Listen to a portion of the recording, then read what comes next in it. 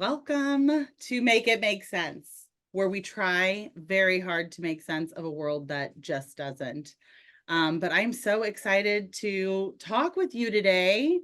Miss Caroline, tell us who you are. What is your story? How did you end up here, my sweet? Well, originally from KC, like you. We Yes, went to the same high school, but I didn't know that until I met you because I'm more a little recently. older than you. I wasn't gonna say that was why. I'm gonna say it, girl. I feel every bit of my age these days, so it's okay. Heard. Um, so yes, from Kansas City, and I ended up in Texas for college.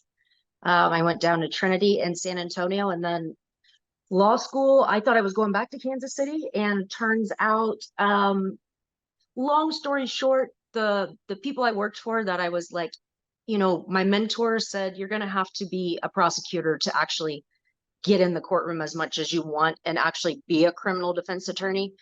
And it just, for a variety of reasons, it was better for me to do that in Texas. So applied to a bunch of law schools, ended up getting the best scholarship at SMU, and here I've been ever since. Of course you did. So let me paraphrase all of that. You're an absolute badass attorney. You're a badass in like all things you do in your life. You are the most type A personality, and that is from a type A Coming personality. from you. Whew. That I mean, that's saying something, but like just a total powerhouse, and which actually just makes it so much more intriguing and awe-inspiring what you've been up to the past couple of years whilst being a badass attorney. And that's really kind of what we're here to talk about today, because we have a very similar journey that we've been on, similar but unique. I think everyone's journey in this is very unique, and you'll probably agree. And I need to start out probably by like apologizing for how red and hot and sweaty I am, because I actually had chemo a few hours ago, and it's like basically what? How would you describe it? I mean, you're like in a microwave oven. It's kind of like fire from the inside. Yeah. It's Mhm. it's absolutely fucking brutal. I mean, But talk about a badass. I having chemo and then doing something where like I'm showing my face, that was not where I was in. That was not my space. That was not my journey, if you will. So kudos. well, thank you. What I will say is that, I mean, for me, the only way that this makes sense is just to not give it a lot of air and keep moving in my life. And so this is what I would be doing anyway. I think if you know how like, so if you're in a day where you decide to take off work or school because you kind of don't feel well, right? And you end up laying around, and what you realize is that you kind of feel sicker because Absolutely. you're giving it attention, you're giving it Yep. air, right? But you Yep. have the choice to make, and you've also had those days where you kind of felt a little sick, but you're like, I'm just going to get up and get going. And after the shower, you feel better. You get some breakfast, some coffee, you get going on your day, and you're by the halfway point, you're like, I can't believe I was going to stay home. Like, this is not that big a deal. And I think, and that's a very like toned down version of this, but like, Yes. that's how it works for me. It's like if I give it attention and I pretend like I'm sick, then I'm going to feel sick. But if I I just keep could going, not I could yeah, not agree more. I think yeah, it's like a lot of it. It's a mindset, but there's certainly physical aspects to it. I for think sure. also for me, I know you and I have talked about this some, but my mom went through ovarian cancer. And that woman, like, I don't know if it was her goal setting out, but she never wanted anyone to know or think that she looked sick. And so if you were going to see her, she was still Carla. There was no, oh, are you tired? You look, no, no, no. We're not even going there. We're just one foot in front of the other for as long as we can until she would fall over and be like, okay, I might need to rest for a couple of days. And Yeah, so to me, that was the model that I saw was, yeah. okay, so if I don't want to feel bad, then I have to fake myself out or at least get going and put Fake myself it till you make it. Yeah, absolutely get in the routine, do it. And when you feel like you can't go anymore, okay, you might have to go home early and or take a nap or whatnot. But that was similar mindset, right? yeah. I didn't want anybody work wise. to even know I was sick or know that I was dealing with anything. So I tried to just one foot in front of the other. And I mean, I could tell the difference. People close to me could tell the difference, but I think it really does help to just keep on pushing yourself, because once you get in that sick mentality, it's hard to get out of it. It's Oh, hard to get out of bed once you're there and you kind of resolve succumb. yourself to the fact that I'm Yeah. just not 100%. Well, I mean, we got to do things at less than 100%. So Yeah. Yeah. I And admire it though. we're so similar. Like this is just another, I see it all the time, and you have been inspirational to me, but like same thing. And Carla, like same thing. I don't want people to treat me any differently because I don't feel any different. I mean, yeah, like I have a little more fatigue and some things are a little bit off, but like it's a temporary thing. And I feel like, and I said this the very first time I was trying to describe what it was like to have a cancer diagnosis. It felt very much like a scarlet letter. Like once people were aware, I felt like they were kind of handling you with kid gloves. And I don't want that. Like, I don't need that. So I was very cognizant of trying to, the cold capping, like we'll talk about that, but like I didn't want to look sick because I didn't want people. And if I'm being honest about it, I fully believe, and this is a mindset thing too, I believe the cancer is gone and it's eradicated from my body. Like the surgery got rid of that. I'm now going through treatment to make sure I don't get it again. That is a very different thing than actually being sick and being like, so I didn't want anybody to treat me like that. But I will say, I had a meeting with the oncologist today before my chemotherapy treatment. And the oncologist was like, well, like this girl, because I mean, I have makeup on and lashes, and he's like, ma'am. So he's definitely seen me on a not recording day. I'm like, I get it, but I'm recording today. And so you're getting the full Monty. And he's like, I just need to acclimate and like settle in for a minute. I was like, okay, buddy, like let's move He thought the half on. Monty were strong, and then you He's show like, up looking all ready. he's like, did your sister come? Did you send your sister for treatment today? Because this is not the same girl. And I'm like, let's just move on to but anyway. So Totally. if you haven't drawn the connections at this point, Caroline also had a cancer diagnosis, and your journey has been similar in a lot of ways, different in a lot of ways. I think that I've said this to you, I'll say it again, you're just a better patient and note taker and like person to go through this than I am. So, I've done 5 now or so, like kind of updates throughout on this podcast about my journey. But I'm not the best patient. I'm not, and my listeners will know, like, I'm not 100% bought into some of this stuff. And I go through waves of thinking like being totally grateful and then being pissed off. And so like, I'm all over the place. You're pretty compliant as a patient. And so I think people need to hear another side of it. And you're a great question asker, and you've just got a whole other thing. So I wanted to bring someone else on that might have a different out, because my mom has accused me on a couple times of being like kind of a negative person. And I don't want to be, because it's important to follow the rules so you get through this. And so like, tell me about your journey, because it's been wild for sure. It's and like you said, I think everybody's is certainly their own, right? I have the fortune, I would say, of I don't really know. That's a weird thing to say about having experience with cancer.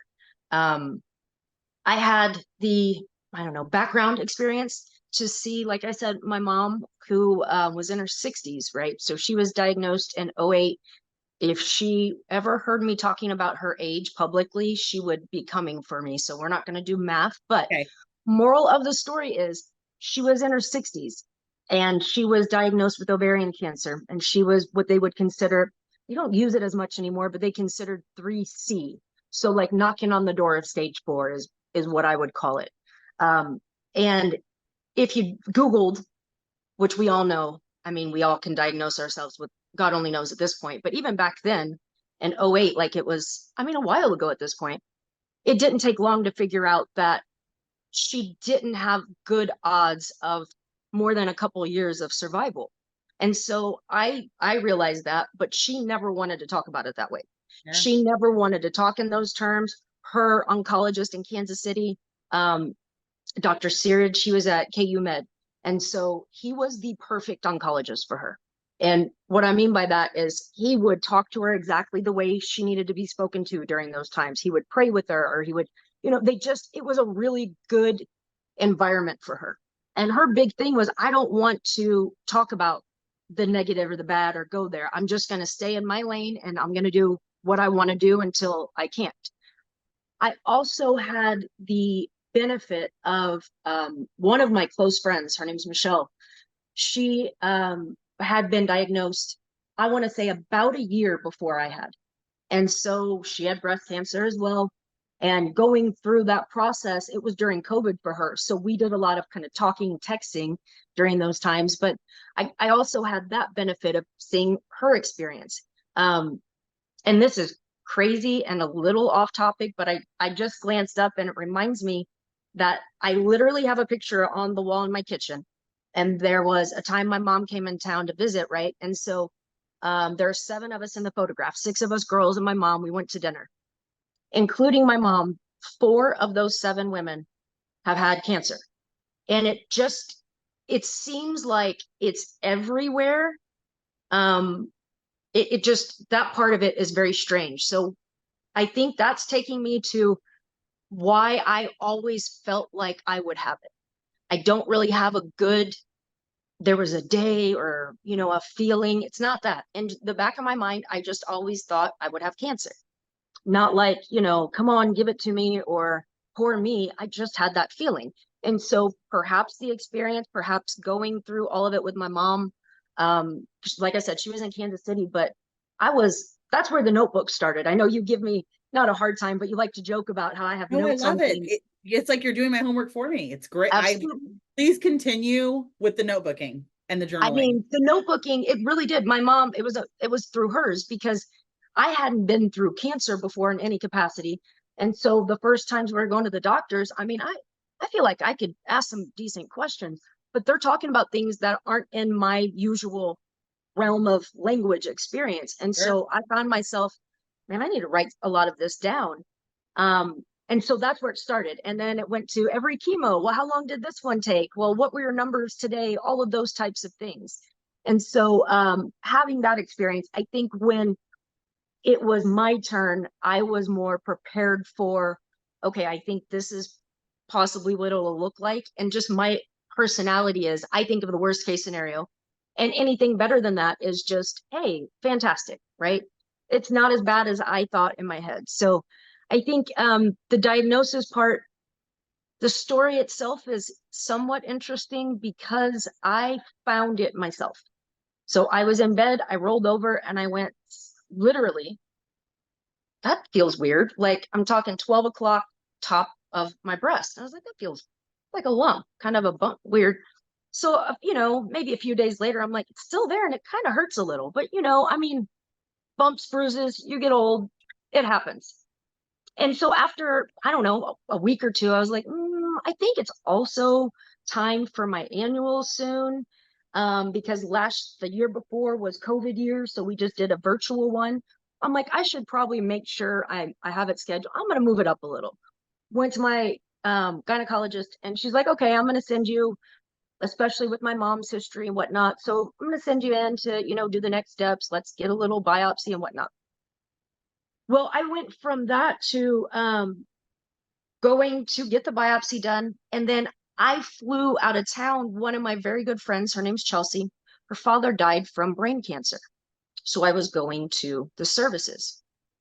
Caveat, her mother also had ovarian cancer when my mom did and passed away around the same ballpark of time. So just again, another interesting parallel as I don't know. I can't explain that part, but Like so I terrifying.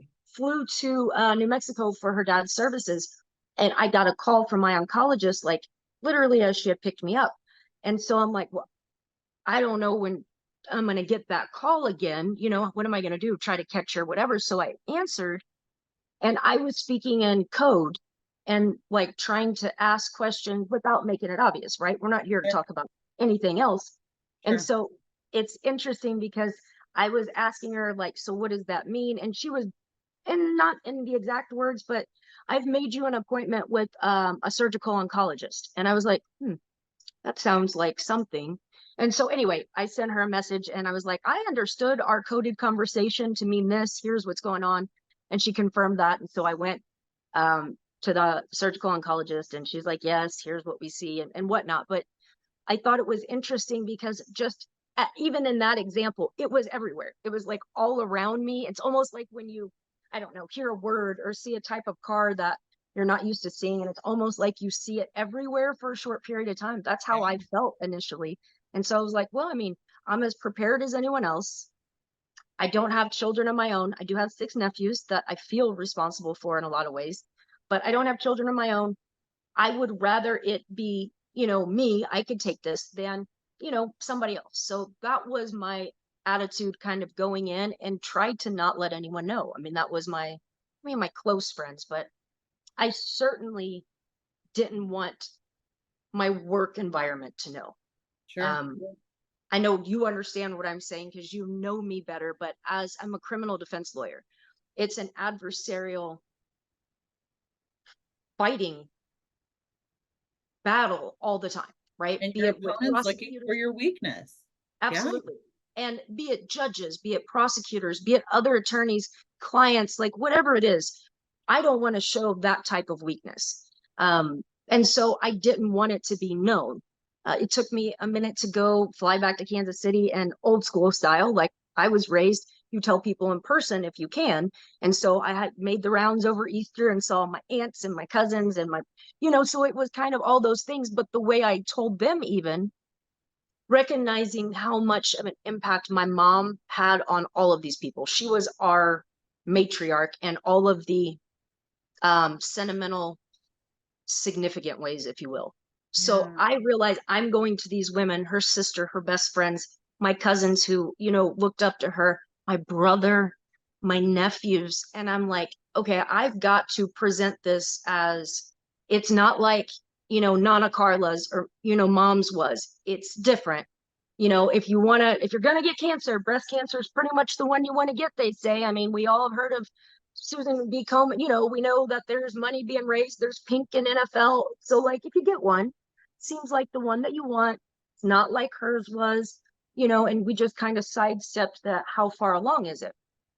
And my doctors didn't speak in those terms. I don't know if yours did to you or not. Did they give you a stage? No, the oncologist said we don't really classify things in stages any longer. If I had to give it one, it was a stage 1, but that all flew out the window with the 4 lymph node involvement. So it's almost like I appreciate that in her position, she probably felt like it's nice to give someone a nice piece of news. We found this super early. It's stage 1. It's going to be a lumpectomy and radiation. But the problem was I was an anomaly. And by the time they went in, and also it kind of pisses me off because there was a 2-month in between learning about it and then having a surgery. And I'm like, well, did that ruin everything for me? Because it ramped up everything, right? Because once they took the lump and it had cancer in 5 or 4 of 5 lymph nodes that they took, it went overnight from a stage 1 to a stage 3. And I got cancer or chemo treatment, and chemo was added on, and the radiation and a second surgery. So it just was kind of like, I appreciate she wanted to give some optimistic news, but I almost would have rather not, because it actually just pissed me off on the other side. Sure. And So I think if I were in the physician's shoes, I would be more careful. But at the same time, like you said, must be nice to say, hey, wait a minute, so here's the bright excited. side. Sure. For Like sure. I've been telling people all day they're dying, all week, in fact. And like, this is a bright spot. And like, let me give it to you. But yeah, Yeah. it just kind of didn't work out. So Right. did they talk to you about a stage then, is what you're saying? You had no real idea? Well, so my oncologist that I went through from the beginning, her name's Dr. O'Shaughnessy, and I adore her. She is an Irish woman from Boston. Yeah, she And is. Chauncey. Yeah, she yeah, is. she's a badass. And I really like her. I went to get a second opinion because I felt like I should. Part of me thought I should go to MD Anderson. That's where we had taken my mom for hers. And so again, a lot of my kind of blueprint came from the experience with my mom. Sure. Instead of going to MD Anderson, I heard a lot of good things about UT Southwestern. And realistically, my research on Dr. O'Shaughnessy showed me that she works with MD Anderson. She's on boards that do a lot of the research, the studies. She's, you know, in the action, so to speak. And so I really went to UT Southwestern because it just seemed like the responsible thing to do. I wasn't in denial. I wasn't that, but I wanted to ask some questions to see if maybe I can get some more direct answers also. Sure. Um, so when I went to see them at UT Southwestern, I asked that question, and they said similarly, we don't use it that much anymore, but you would be considered like a 3B, which is, you know, a little notch down from where my mom was. And I thought, well, we're certainly not telling anybody at home that, right? We're going with, no, it's not, you know, it'll be okay. So also at UT Southwestern, I asked them a variety of things, you know, because they had my records and whatnot. And one of the things I found interesting is I said, you know, what about fertility treatment? What would, you know, I was talking to the PA some and the actual oncologist some. The PA said, well, I could tell you our oncologist would have said, no, you really, that's not an option for you because mine was hormone fed. My cancer is based on estrogen. It's fed by estrogen. So basically, you got to cut off the source that's feeding it, which is the estrogen. In order to do fertility processes, right, to try to do any of that, they got to pump you with estrogen. So you're like, I'm taking some, but still they're giving me like a pill as a blocker. I'm like, okay, I'm real confused, guys. Like, what are we doing? How are we, like, how does this make sense? But to Dr. O'Shaughnessy's credit, which again made me feel like I made the right choice for me, she's the one who suggested if I had any desire to try to freeze eggs, make embryos, any of those things, that was my only opportunity.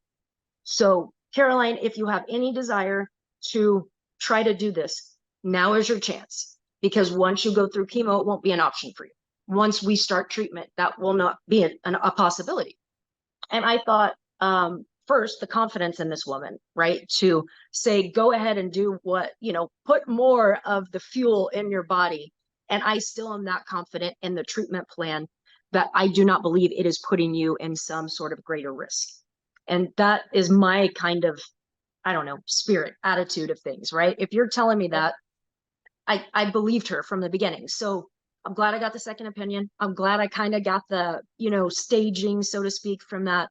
And I'm glad I did take O'Shaughnessy's advice and try the fertility route. It didn't work out, but I took all of the steps, did everything I could do. And, you know, at the end of it, the physician, basically she's like, you know, your body is pretty cancered, so to speak. So it's not shocking that, you know, you weren't able to get all the way through and have a product that you could freeze. And so I'm glad I did that. And like I said, I'm glad I chose an oncologist who presented that to me, you know, and said, here you go. For sure. For sure. Yeah. So, I mean, yeah. So they don't talk it. This is like my experience with so much of this. It's like, they want to share, but they don't want to overshare. If you don't ask the question, they're not going to just give it up. And that's frustrating. And I remember thinking that, and I think that's doctors in general. Because I remember thinking that even when I was having babies, like I remember my first child, I'm like, man, there's just some stuff you guys should be telling me that I'm stumbling upon all on my own. And I feel like you could head problems off if you threw a girl a bone, because I've never done this before and I don't know. And like, can you not just give me a 5 minute at the end of our appointment? Like, don't eat soft cheeses, don't eat sushi, you know, like just, I don't know this stuff. So like, just give it to me.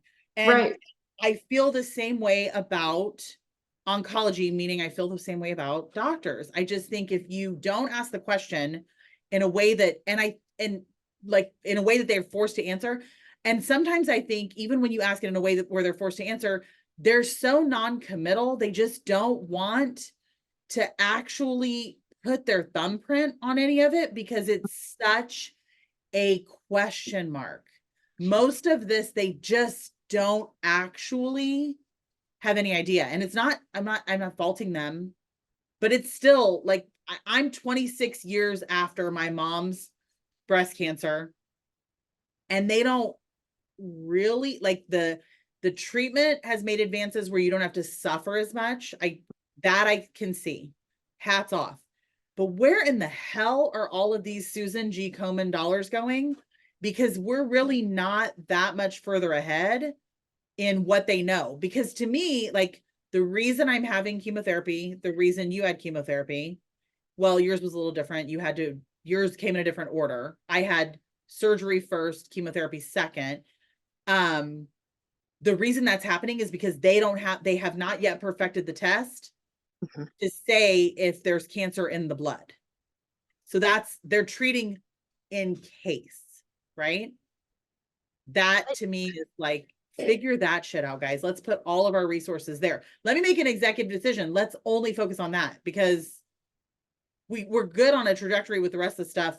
If we can figure that out, how much would that save? Or, Caroline, let's talk conspiracy for a second. How much would that Cost them in treatment dollars? Because my chemotherapy is $8,000 a treatment, and I'm having 16 treatments. That's math I can't even do. So none of that would have been necessary if they could figure out and I fully believe it was gone after the surgery. The Reiki healer, believe it or not, I don't care. It's for me to believe. Well, and I believed you when you told me that. Not you, I mean like the haters, because like here they come. I hear you, but I believed you when I saw you and you told me that the first time, that I believe it's out. And that was, I mean, you were only a couple treatments in. That's when you were still, dry icing, and we were doing all that. And so you told me that from the beginning, and I believed you. And I'm not saying I don't have that strong feeling one way or another, but I think what a boost to your overall approach or mentality toward it. Pros and cons, right? Like, it must feel good to feel like, hey, that part's gone, and now I got to do all this shitty to get in your car and drive to chemo. Yes. So it is a kick in nuts that I don't have. But like, to me, and I again, I don't envy their job at all. However, it does raise a little suspicion that we can put a man on the moon. We can do, I say we, like I had anything. Or did we? But anyway, go ahead. We cloned Dolly. Like, there's some stuff that's happened. They figured some stuff out, right? Yes. You can't figure out if cancer's in the bloodstream. And it does concern me because of how much money there is in all of this. That is it. And I don't know. I don't know the answer, but it's like, okay, so dollars at that. I have so many things to bring it on, girl. Okay, so first, the money part, and then I'm going to go backwards, I think. But the money part, it's moments like I go to pick up the oral chemo pills that I'm on now. So I did it just like you said. My order was different. First, they chemoed me, slightly different drugs than you, but that was because my doctor thought what I had, they could use what she believes is a little more aggressive, as far as Taxotere instead of Taxol. But chemo first, then surgery, then radiation. Currently, I'm on oral chemo pills. At least that's what they're generally known as. It's called Verzenio. And the reason I say it is I go to pick it up again, beginning of this year. I'd started taking it last year, where I had already met my max out of pocket. So I go to pick it up, and hey, guys, I'm here to pick it up. And the lady's talking to me at the window. Okay. It's a really high copay. And I was like, I figured, I mean, sure it is. How much? And she wouldn't tell me the number. Lori, she wouldn't tell me the number. She literally goes, one moment, and walks back to her computer, gets out a Post-it, writes it down. I was like, am I in a movie where somebody's like making an offer that we can't talk about? I'm like, oh, this can't be good. It's like when you go to those restaurants where there's no prices on the menu. Shit's about to be crazy. Do you not have this in a settlement ever? Right. Like, yeah. No, but it was crazy. So she brought the paper over, handed it to me, and all I could do was laugh. I was like, $13,800 is my portion for like 1 month? And the answer was yes. And I thought to myself, there's a gnat. I thought to myself, how? Like, I'm not a conspiracist necessarily. I know insurance is jacked. I know healthcare is jacked. But like, how is that even in the realm of Possible. remote reasonable? Like, who who's doing that? And so I thought, yeah, I'm not picking that up today, but that makes you go, man, the money stuff is obviously real. Um, and then Wow. when it came to, oh man, it's that chemo brain again. Going backwards, right? It's a real Um, for sure. So the money, I hate to think that way, but dang it, it sure would change things. The other part was when my mom did her genetic testing. Back then, they checked for the BRCA 1 and 2. BRCA. Yeah. There were two genes they tested for. My mom tested negative for both. And so, as we knew then, if mom doesn't have it, you can't carry those because they come from mom. So, mom doesn't have it. My sister and I didn't even need to get tested. So I do genetic testing, and now we're talking '08 or so is when she did hers. I did mine in what would have been 22. In 14 years, they now have added 3 more genes. So if we're testing for 5, I really hope that that number like goes up, or we figure. I just don't understand, because when I learned what triple negative meant, people, at least if you do any research or if you have any, closeness to breast cancer, we all hear about triple negative, like that's supposed to be really bad. And, there are a couple of them that you're like, oh gosh, I hope I don't have that. All triple negative means and is that they don't know what's feeding the cancer. So it's not that it's so terrible, it's that we don't know. And you're like we really just don't know. And they're like, right. I mean, to me, that would be more frightening than, hey, yours is estrogen. You're going to have to go through menopause early now. We're going to make you, and you have to do this, this, and this. Than to be like, yeah, we don't know. So we're just going to hit you with all these different things. And so it's a variety of those experiences that really do make you wonder about the Question like monetary the whole aspect. Yeah. system.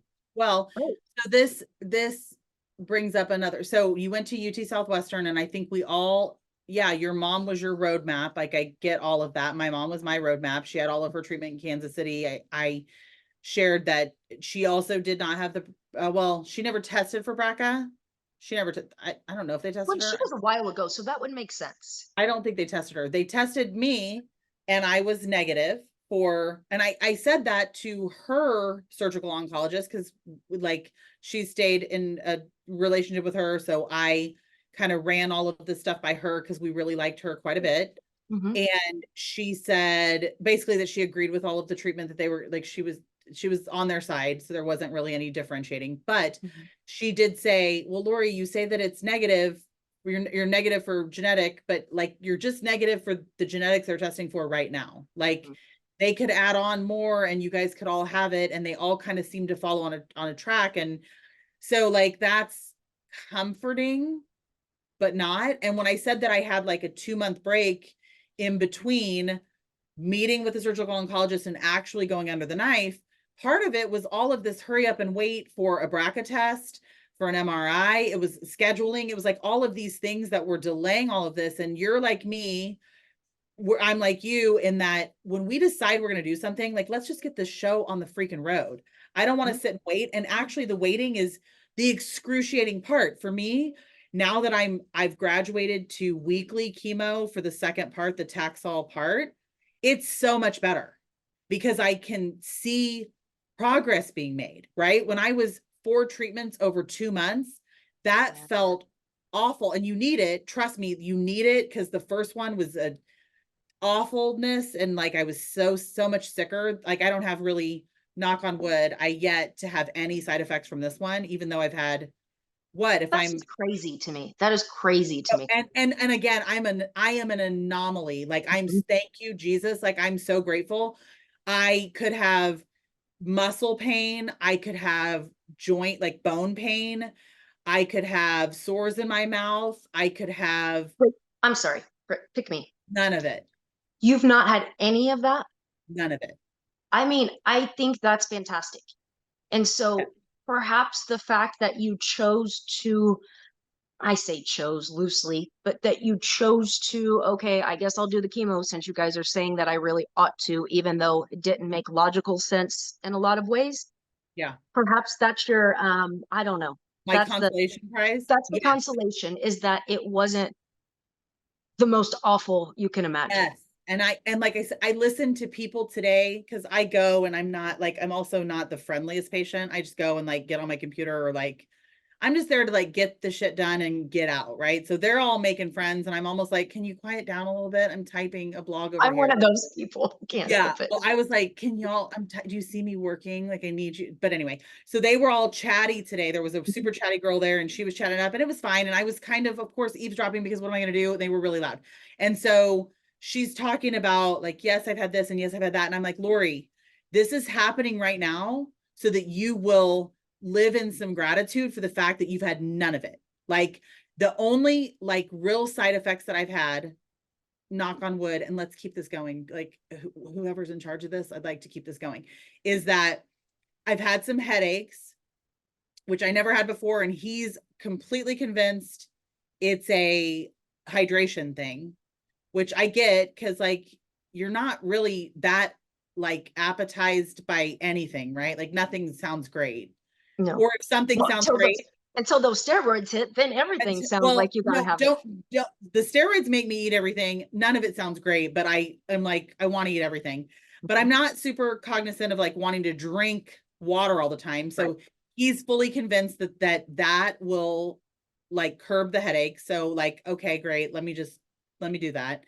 And I will have a little bit of neuropathy in my fingertips, but only if I sit, I'm working at like in my favorite work chair and I sit awkwardly where I cut off circulation to my fingertips. It's the only time that it happens. So it's kind of avoidable.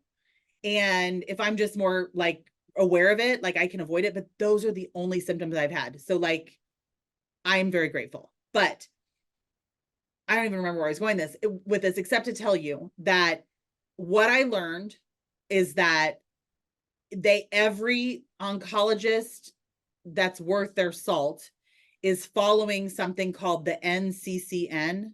You probably have heard of this. And so whether and it's the NCCN is the group of the world's best oncologists that come together.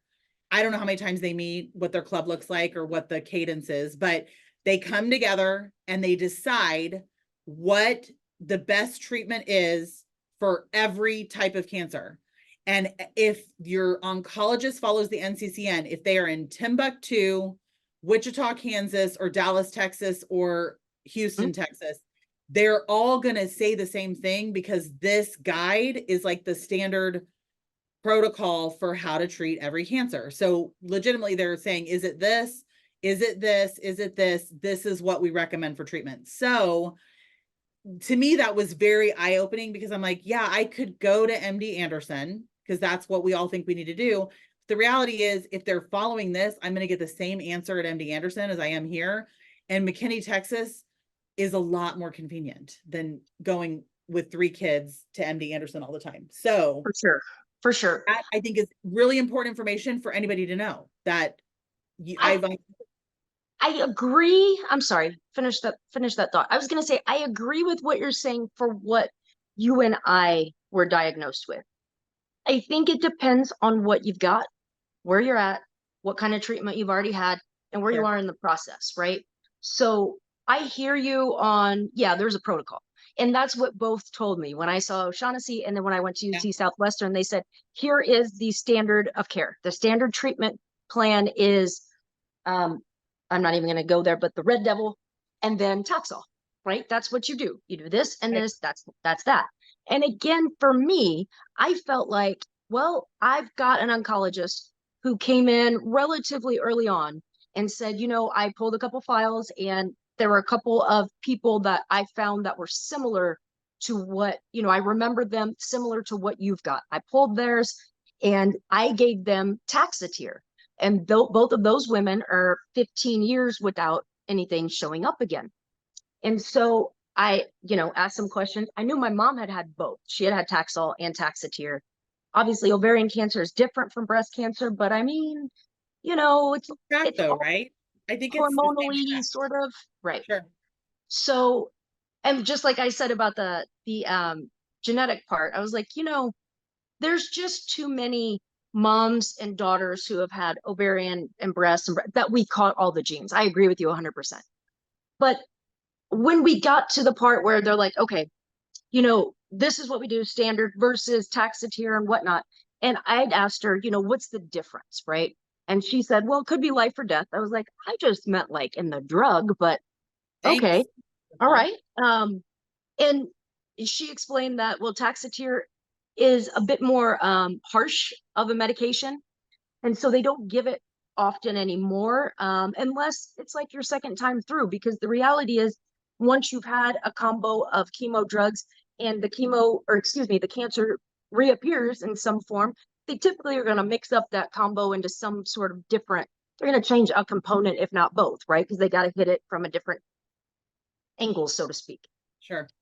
So she said the Taxotere tends to cause permanent hair loss. And so if I hadn't been cold capping, she would not have recommended it.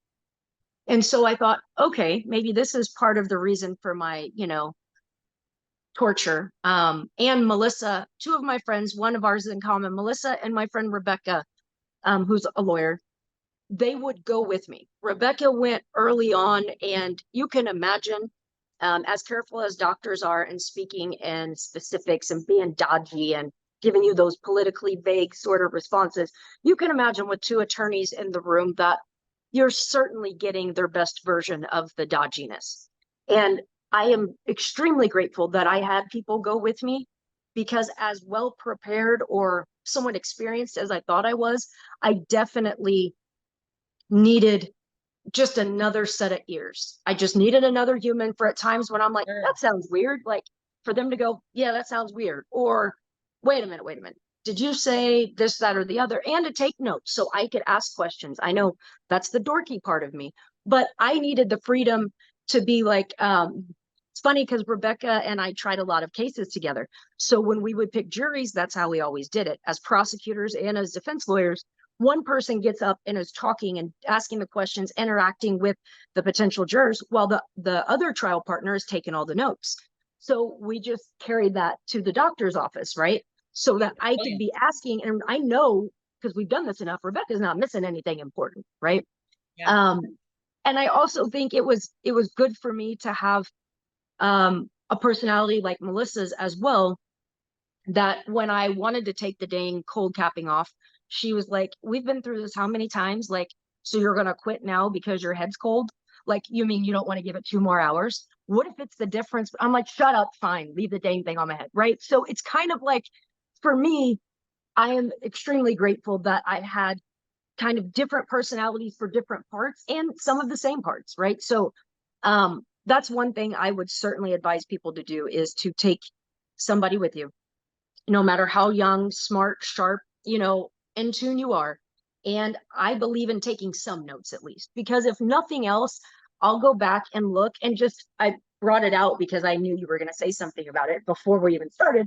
But like, I'll just go back and look and go, wow, I mean, I can't believe that I'm this far into it, right? Because in the beginning, it seems so overwhelming that you don't know where to start.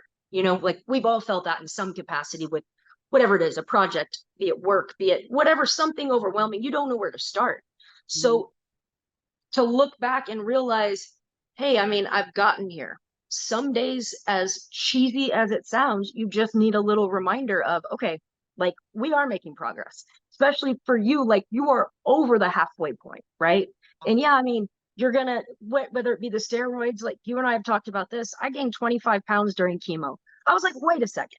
I thought that people who have cancer are supposed to be like skinny.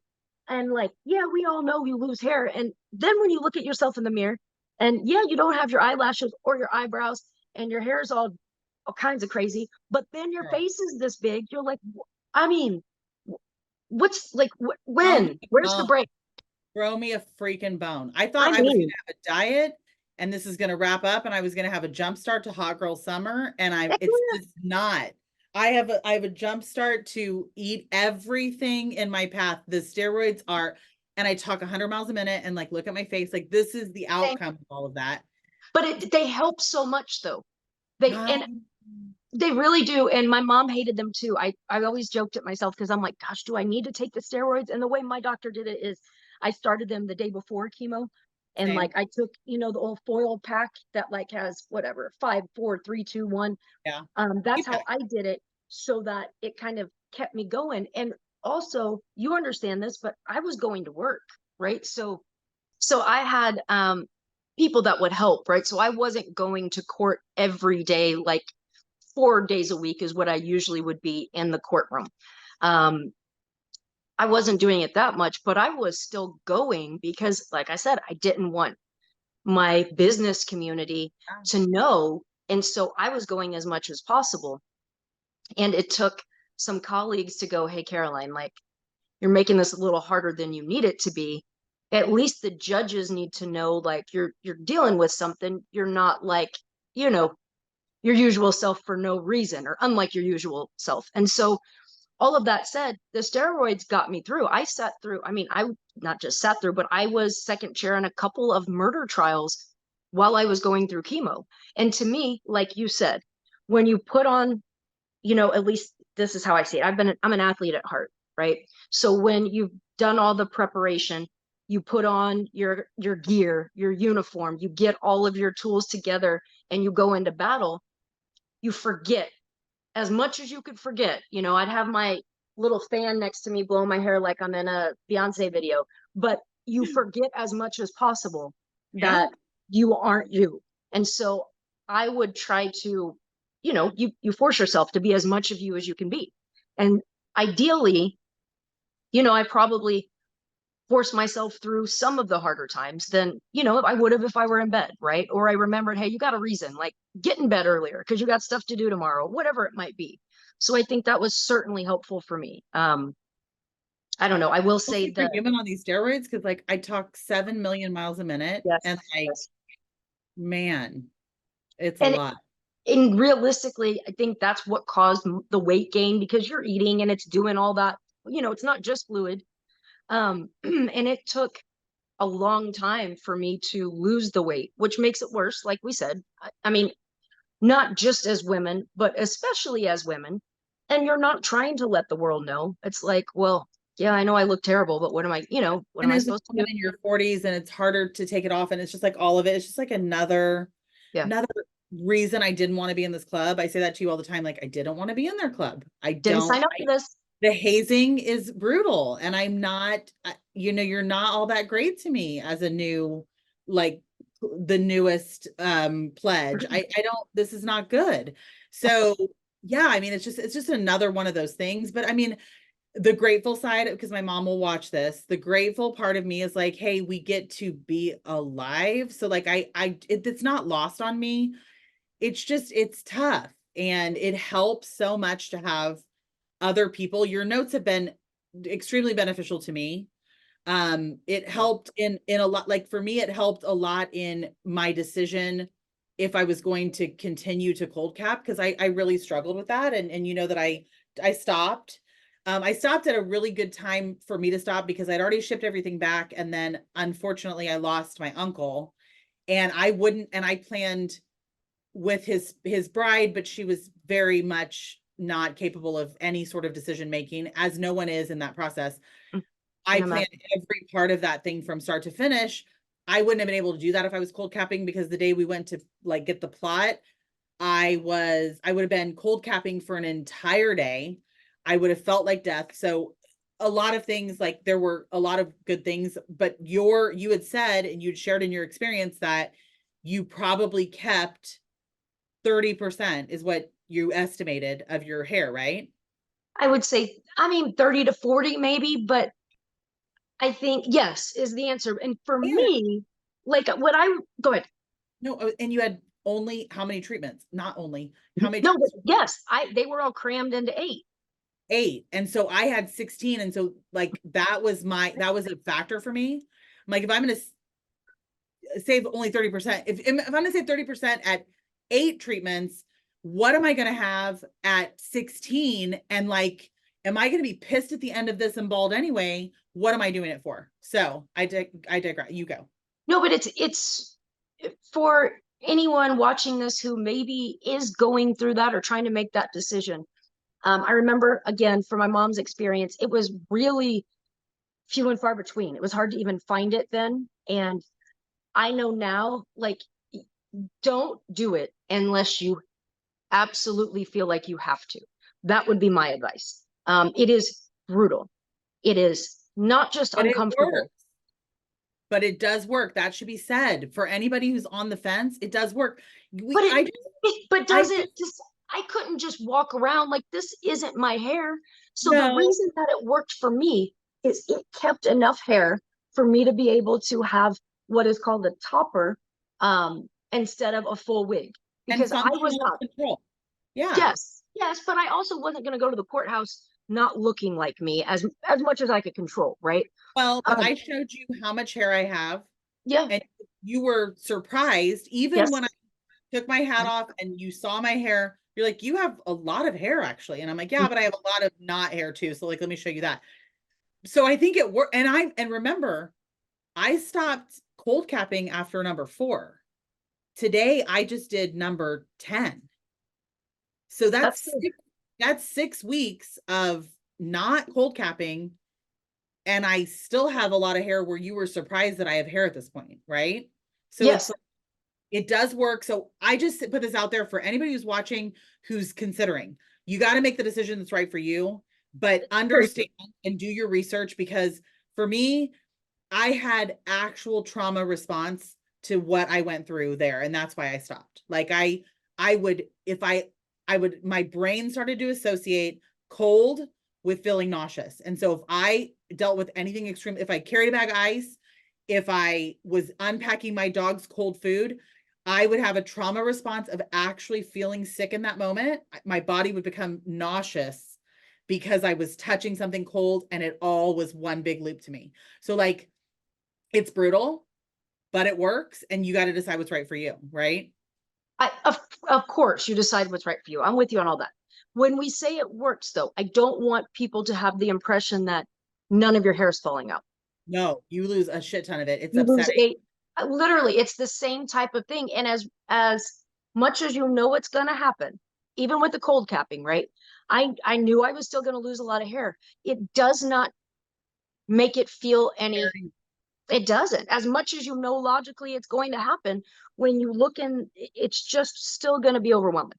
And so to me, I thought, okay, it was very painful for me. I have a very sensitive head for whatever reason, always have. Like if you touch my head, like it's just very sensitive. Um, I don't mean like brushing it, that's not, but like touching it, it's just very tender. Yeah. And so it was painful. And Yeah. my it wouldn't go numb. So I would feel it each cold cap change. And even the lady from the place is like, I don't understand. I'm like, me neither, but I could, she's like, it was rough. It's For your me, big it old was, brain. It's causing yeah, extra that must be it. external problems. Obviously. I don't know. For me, it worked. It was worthwhile because I found the topper. So I went to a salon in Grapevine. It's called Renata Salon. And Lauren and Cody are there. Lauren had alopecia, and she's like so pretty, so sweet, down to earth. Cody knows what's up, like they know what they're doing. So when I went there, I said, okay, what are the options? Like, what am I trying to do?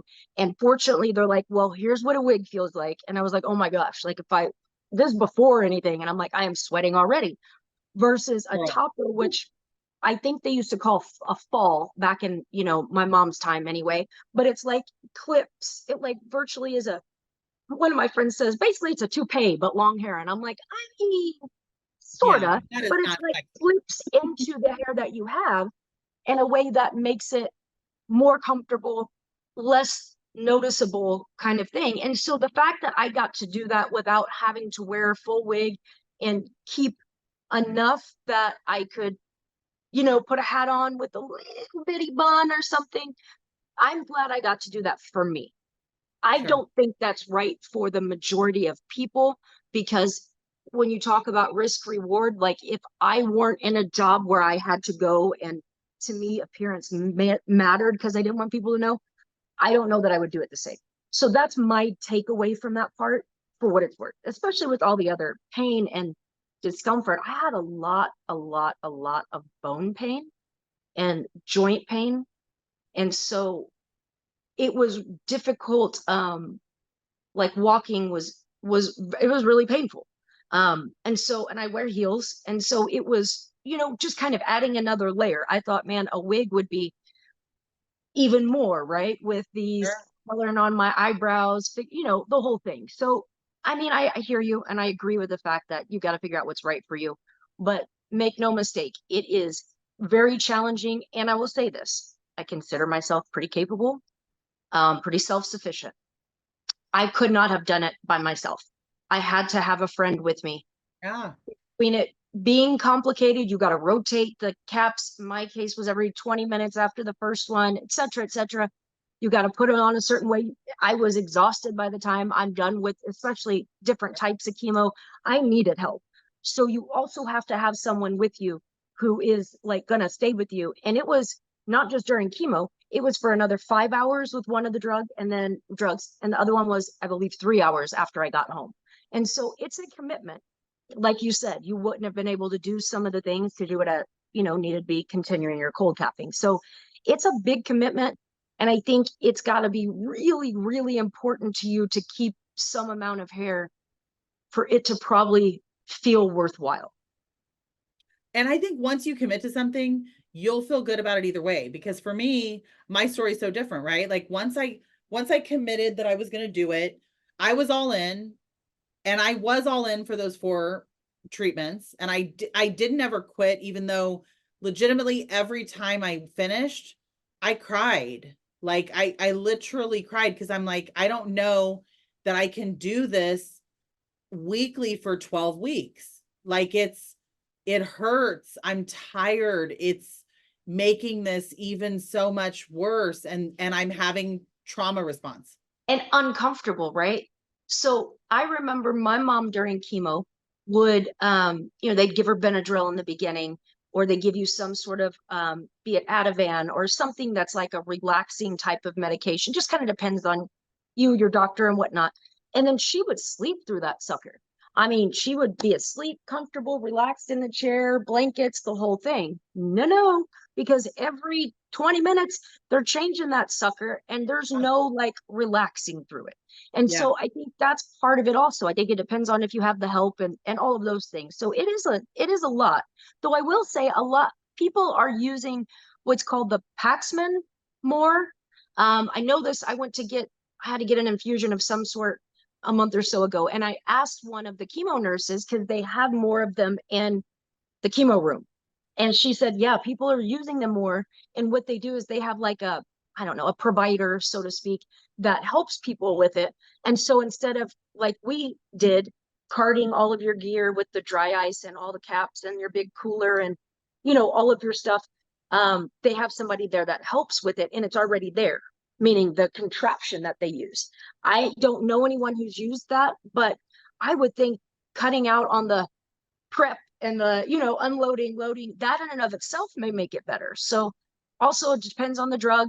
Some things it works better with. I learned that one of a lawyer I know who's going through it now, she's African American, and they told her that with her particular hair that the cold capping would not be effective, so she didn't even try. And I thought, well, that's interesting too. I mean, then I thought, well, at least I had an option, so I don't know, but maybe if I didn't, I don't know. I just thought, okay, good to know, because these are the things that there's not really just like a handbook that they give you that has this sort of info in it. for sure. No, and that's what I said. I think your notes have been extremely helpful. I think a couple things you said that I want to go back to. So you talked about taking someone with you. I would argue you need to take someone with you just because, first of all, like I believe you and myself, who are very type A personalities, I think we both are going through this.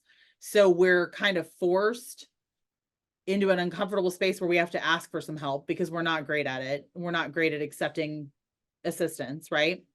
So that's number one.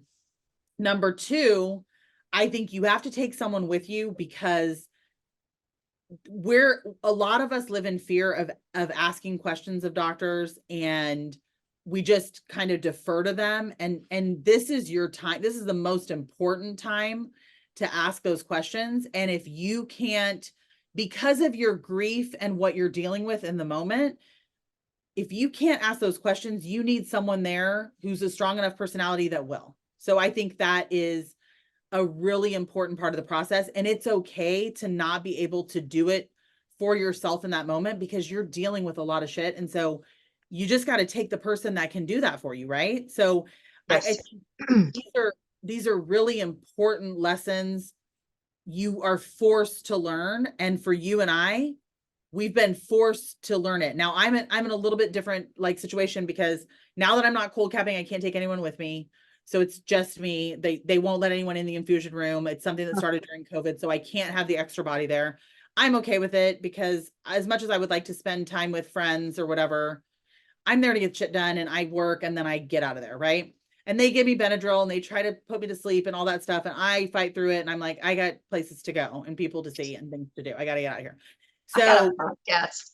so that part's okay. But, you know, I've taken typically my mom with me when it's the most important stuff, like when there are these meetings that are kind of transitional or pivotal, like I will take someone because I do hear things differently because I'm in a different headspace than she is. So, you know, I think that's a really important part of it for like a couple reasons. And I think, you know, I know like we've talked about this a ton. Like I am a firm believer that things come into our life for a reason. I think we have been like put in this position because we had some lessons to learn that we probably, if we really sit back and think, we had some indication that the God, the universe, whatever it is that you believe in, it was trying to give us some indication that we had changes to make, but we were too stubborn and too in our own space. And you tend to think you're superhuman. I tend to think I'm superhuman. And I don't need to do that. I'm Lori. I have more energy in my, you know, pinky finger than most people do in their whole body. And I have ambition and I'm driven. So for you and I, this is how it shows up because we ignored all the lessons along the way. And now here we are. Right. So this is fully what I believe. But in your journey, you are technically a self-employed person. You were young because how old were you, if you're comfortable saying? I was 40. 40. So you, like the rest of us, thought up to that point you're pretty freaking invincible. Like nothing's going to happen to me, you know? And even if you thought somewhere in your mind that you were waiting to get cancer because your mom, you probably thought it was in your 60s because that's what happened to her and she was your model, right? So you weren't really at 40 probably super concerned about it. And you had gone, like a lot of self-employed people, without health insurance. For how long had you been without coverage? I'm embarrassed to say. Okay. At least it had been at least 2 years, but I think it had been probably 3 or 4. So this is maybe TMI or off a track, but in my defense, when my mom passed away in 2015, I kind of, got a little off track. Sure. My friends and I have friends from college that our moms died in June, and literally 3 of our moms died over a course of a handful of years, all in June. And so when we would check on each other, we're like, well, how are you doing? Well, how are you doing? Well, how are you doing? It's like, well, at least we're not all doing heroin, we laughed because it's like, I mean, I'm a mess here and here, but like, I go to work for the most part, and I'm not out on the street, and I'm not doing, like hard street drugs. That's all I can really say about today. And I don't laugh like joking, but when you've been in whatever place that is, you go, okay, I got to find something, right? At least I'm not fill in the blank. So I had insurance, but I'm gonna say, especially like, ooh, probably, man, I know 17, 18, 19, I mean, maybe 18, 19, maybe it was 3 or 4 years realistically. And then when I met you through our mutual friend, um, I thought, man, she keeps talking about, not talking about, but I know she does insurance, right? Like it's come up. I know that, and I'm like, there's just this part of me, it's like that part of you when you're like, gosh, do I have to, I don't know, put my seatbelt on? I'm only going here. And then you go, you know what? It's that one dang time that you don't. Just do it. And then you keep hearing it and you're like, I'm going to kick myself if I didn't when it's been right here. And so eventually I was like, yeah, Lori, I think I need some insurance. Like I'm grown, I'm pretty responsible. I just kind of I was a mess for a minute. I need insurance. And if you hadn't been there and had literally like step by step, here, get on the phone, sign this paper, do this, I'm not sure that I would have had it because we signed up for it for January 1st. And it was that March I was diagnosed. In fact, it was, my friends were like, I said, wait a minute, if we make it 90 days, then that other thing kicks in. So like, should we like wait to come here? And they're like, I mean, you got to go to the doctor, obviously. But it's kind of funny because I'm like, I have insurance to consider now, which without it, I don't even like to think about how that process would have gone. Right. So Yeah. I mean, it's something, it's not just common sense because I knew all the years I should have had insurance. I'm not a moron, right? I'm not irresponsible. I just wasn't doing what I needed to do for Well, whatever the reasons may be. And so I was like, it's right in front of me. They're like, come on, Caroline. And so well, if you hadn't been, I don't know. but here, this is not like a shameless plug for like calling it insurance. We met on your 39th birthday. We were at a celebration for your 39th birthday.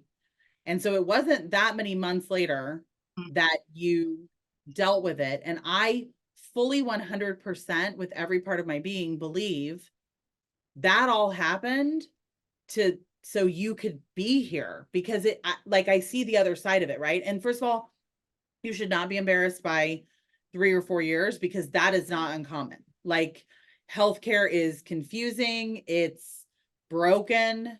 Even though you have it, you still have like a lot of shitty stuff to Right. deal with along the way. So like I never needed it. Right. So I'm like, man, there were times I was paying 700, 800. I'm like, what am I spending all this money on?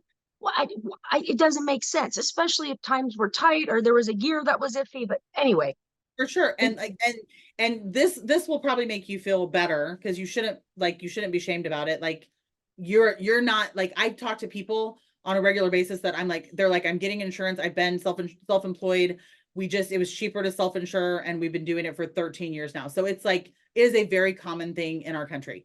And when I first was sharing with one of our carrier partners that I'm like, I have a stupid amount of insurance. Like, this is crazy. I spend X amount of dollars. Like, I have so much insurance. She's like, that's really impressive because most brokers don't have insurance. And I'm like, which I mean, I guess makes sense. It's like you're an attorney, you don't have an attorney on retainer, or maybe you do because but like brokers, I guess, I don't know why they wouldn't do it. To me, I live in a world where I see bad things happen all the time. So I'm like, give it all to me immediately. So, not a shameless plug for people to get insurance, but I fully believe the universe, God, or whatever you believe in, puts things in your path when you're open to learning about it and when it's a need, right? Like I've shared with you, my story was it was very stars aligned. I was late on my mammogram. I got this call. I was going to do pellet like hormone replacement. She said, we have to have a mammogram and a pap smear before we start. I said, okay, I'm late anyway. Let me go do it. And that's how they found this. So like, I think all that was put in my path so I could live. I think I was put in your path so you could live. Like that to me is like such divine intervention at its freaking finest. And so my solace in all of this, I shared it with you earlier, is that I don't think the universe, God, any of it is trying to take me out. I think they're saying, ma'am, we have been knocking on your door, giving you signs for a while, and you are way too stubborn or moving too fast that you won't pay attention. So now we got to like really bitch slap you with this thing because you won't stop. Like you won't do what you're supposed to do. And so I think that's probably similar for you. I, Um, you know, no, it's not. And I only say that because it is a very different perspective. But I hear you, and I think that's a really encouraging perspective. I think it makes sense. I see exactly what you mean. I don't feel the same about the whys and the hows, but here's what I have to say also. I remember one of my friends would like to go, well, I mean, how do you think and what do you think it was this? Do you think it was that? And my point was always, who cares? That's how I saw it. What's the difference? I can't change anything in the past. I'm here now. And Okay. it's not as though I felt like I did something that heavily contributed. I think a lot of people have that feeling. Um, I don't know. I mean, I probably use too much waterproof deodorant, but I'm not going to stop. So if that's what gets me, I made that. Okay, fine. I know it's funny and easy to say it, but like, I don't think in those terms. I also don't think or feel in the same terms as, like a divine intervention or things were put in our path. I don't think you're wrong. I don't feel strongly against that. I just don't see it from that line. But I will tell you, hearing you explain it that way, I think it's this is cheesy, but like that's a beautiful way to take it. That's a really, to me, like a really healthy way of seeing how you are here and what you could take from it. And I think that's sort of part of the point, right? Is whenever we go through something that is very challenging, beyond our control, or makes us feel different things or have to do things in a different way, I think if you're not trying to learn from it, understand it, interpret it, figure out how it can make you better, right? I think you're missing a major opportunity. I Sure. don't necessarily think about how I got here, but I do think, what am I going to do now with it that I Yeah. have this experience, And Yeah. so I don't think we're saying opposite things. It's just kind of from a different Sure. purview. But I think it's the process of thinking through it, of trying Well, to take from it. I think that's where the trying to benefit is. Right? come out on the other side better, however you get there. I just know, like, I love you so much. I am grateful that I'm so grateful that I took that trip and that we met, and I know that you ended up in a better spot because I Thank was you. I was pushed to go for whatever reason, because that was like a weird kind of how it all It went down. was random. It was Yeah. very random that we would be on the same trip I mean, it was just random. Yes, by meeting you at your birthday celebration in Las Vegas, like, it was just a kind of a weird set of circumstances, and it was just like I had a wild hair to go, and so, yeah, I feel grateful that the stars aligned in whatever way for that to happen, um, and, like, because of it, I got to cheat off your homework because you take the best notes and 100, like, 100%. you have all of the insider scoop. So, like, any advice for you to give that in this process, do you feel like if there are things that you need anyone who's facing this to hear, what are those nuggets? Do you have any? Um, I think yes. First, have a friend who does insurance, but also, I think you got to find whatever your motivation is. I think there's going to be a lot of stuff throughout the process, right? And it's going to highlight the things you aren't great at. It's going to bring to the surface, I'm not great at asking for or even receiving help. But I realized, hey, this is something I could be better at. And honestly, I'm kind of doing my friends a disservice by not allowing them, because I know how it feels when I want to help and I'm not allowed to. So I'm kind of taking that from them, and I don't allow it very often. And in this instance, if I'm not going to let people who really, want to be loving and helpful, if I'm not going to let them do it now, I mean, am I just never going to? Like, is that how that's going to look? And is that, I don't know, is that fair? Is that how I want to be? And so I think it's going to challenge us all in a variety of ways, but finding kind of the what can I take from it and the motivation. Like, why do I need to do this today? Like, why I feel like crapola. I feel crazy. I have a friend that I would call and she's like, just call me when you need to be reminded you're not crazy. And God love her. I mean, because I did, I'd be like, I think I've lost my mind. She's like, hold on a second. Like, what is it?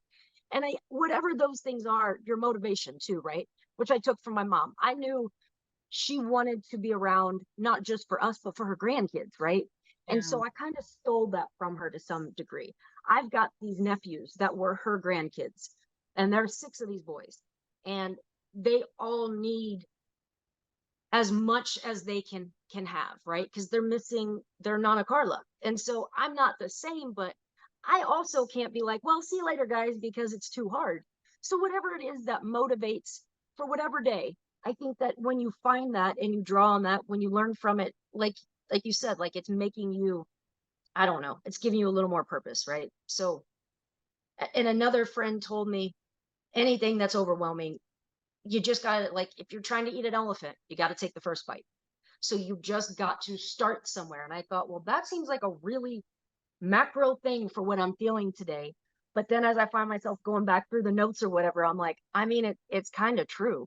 You can only do so much and you just got to one foot in front of the other, you know? So I don't know that that's a nutshell, but those would probably be the overarching themes. No, I think that's beautiful. I think people have said to me at different times in my life, like just focus on doing the next right thing because in total, it's all too overwhelming. So just do the next right thing and get through that and then do the next right thing. And I But think don't that, think about that one yet, yeah, right? Like, and it's hard yeah, because the way we think is, well, what about, what couple about, what steps about? ahead. Yeah. Mhm, Yeah. mhm.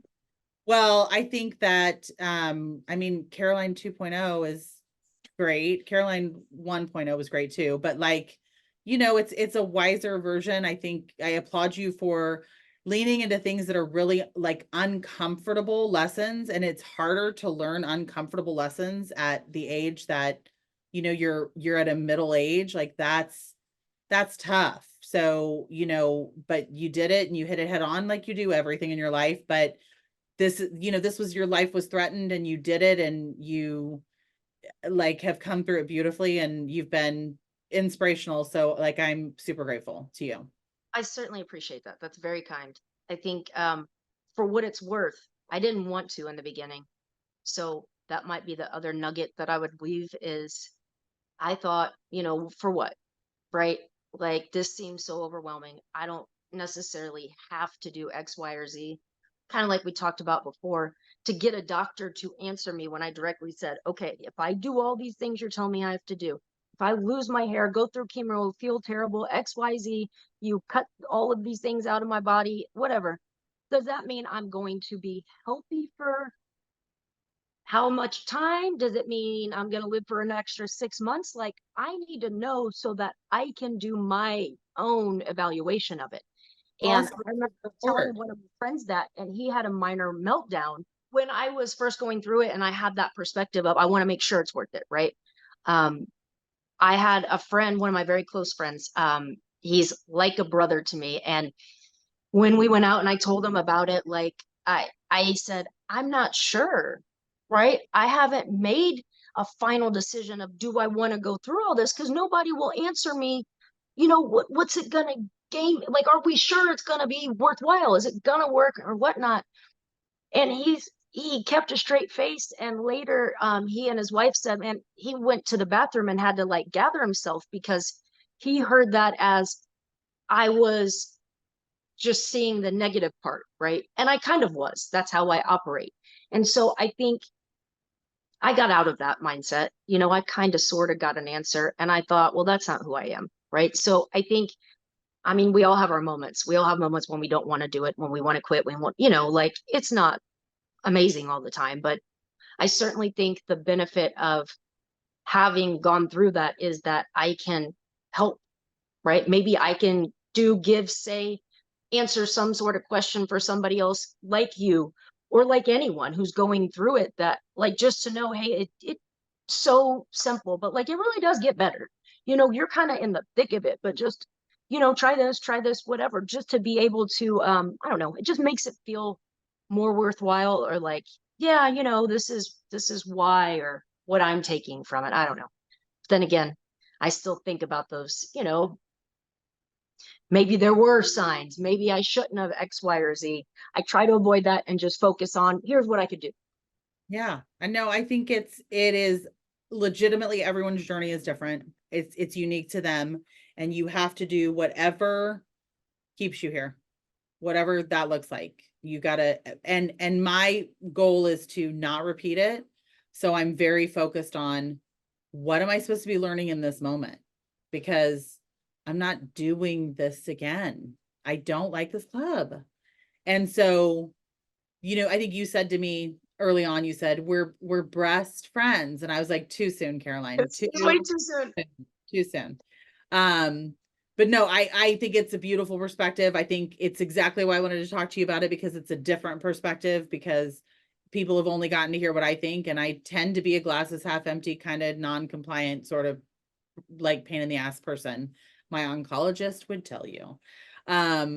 So one last question, can be related or unrelated, but I ask everyone at the end of our time together, if you had one piece of advice to give to your younger self that could have potentially changed it all or turned it around or saved you some heartache or whatever, what would be that piece of advice? I think probably that it all, whatever whatever little Caroline was dealing with, or however she got through it, it was building toward who you want to be, right? So again, I'm not the most optimistic person, especially when I was younger. I think if I got to go back and talk to her, I would say, listen, it's tough, but it's building you into who you want to be. So try to remember there is a reason, and down the road you'll be equipped for things that not everybody is. And so that's just, I kind of think that it would have made the tough parts feel more, purposeful. Yeah. So that kind of begs another question, which I don't ever do a part two question, but so then you think that there were things that you had to go through this to be the next version of who you were going to be, right? Like that's kind of what you're saying. So of course you would like to not have cancer, but would you really change it all? No, Because no. no, I didn't mean to cut you off, but no. No. And I genuinely, I always felt like, I mean, I can handle it, if that makes sense. Like, not volunteering, but in a way, it's like maybe it's me instead of somebody who isn't as equipped, right? Or who, like a single mother with young children who just can't do all of the things, right? Who doesn't have the support system I have, who does whatever it might be. And so, I mean, I guess I choose to think of it that way, but also, I mean, I think that it also helped me to be more deliberate with what I do with my time, my energy, the people in my life. I think I have been able to make some decisions that I may not have made as quickly if I didn't have this wake up call. Because we all know, like, there's a clock. We don't know how much time is on it, right? But life is fragile. And so, as much as we know that, until you really look it in the eye, we don't live that way. We don't live to where make the most of all of the time you have. We don't necessarily, most of us don't anyway. And so I think that it has helped me even already in that regard. So, I mean, I'm good. It just is, it's just part of it. I love it. Well, always impressed by you. I know how busy you are, so I'm so grateful for you spending this time with me and trying to help me make it make sense. I'm not sure any of it makes any more sense, but it's fun giving it a whirl, and no one I would rather do it with, because like I said, that big brain, it's probably why it causes headaches for you, because you Thank are you. I enjoy being able to go back and forth with somebody who, not only has been through a journey, but I like that we have different perspectives. So, um, I appreciate you having me on. Thank you very much. Of course. And for anybody else who took anything away from it, like, comment, subscribe, do all the things, but come back because we'll try to make some more sense of it on another topic later. I think you have to come back and we have to talk a part 2 on this trad wife thing for sure, because you had lots of things to say about that. So we will plan that. We'll put that on the books. I'm glad I could educate you that there was even a trad wife movement. So I mean, do your research, write your journal, like we're doing this. But until then, thanks for joining us, and look for the lessons is what I would say, and try to make it make sense. So for sure. All right. thank you. Thank you. Bye-bye.